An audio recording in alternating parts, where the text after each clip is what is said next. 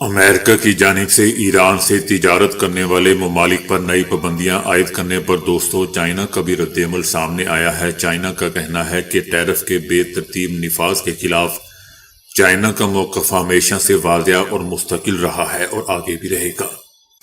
China کا کہنا ہے کہ ٹیرف یا تجارتی جنگوں میں کوئی فاتحہ نہیں ہوتا، دباؤ یا زبردستی سے مسائل حل نہیں کیے جا سکتے۔ چائنا اپنے جائز مفادات کے تحفظ کے لیے تمام ضروری اقدامات کرے گا۔ چائنا کا مزید کہنا ہے کہ چائنا کسی بھی غیر قانونی یک طرفہ پابندیوں اور دائرہ اختیار کے ناجائز استعمال کی سخت مخالفت کرتا ہے۔ ایران نے کہا ہے کہ اگر امریکہ پہلے کی طرح دوبارہ ملٹری آپشن کی کوشش کرتا ہے تو ہم تیار ہیں، دھمکیوں اور ڈکٹیشن کے بغیر مذاکرات کے لیے تیار ہیں، لیکن ہم نہیں سمجھتے کہ امریکہ منصفانہ مذاکرات کے لیے تیار ہے۔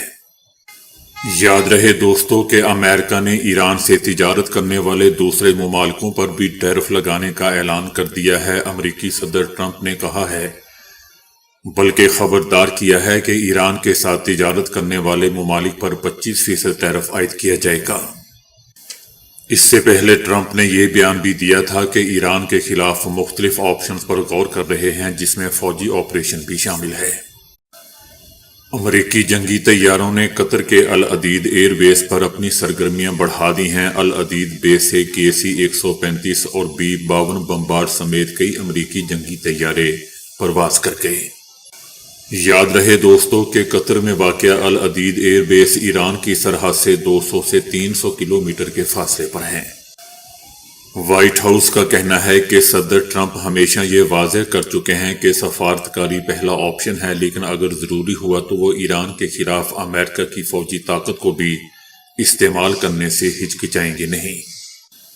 دوستو میرے خیال سے ایران اگر آج اسرائیل کے اندر اپنی پیدل فوج کو بھیج دے تو اسرائیل کا حال ویسا ہی ہوگا جیسا طالبان نے افغان حکومت کا کیا تھا۔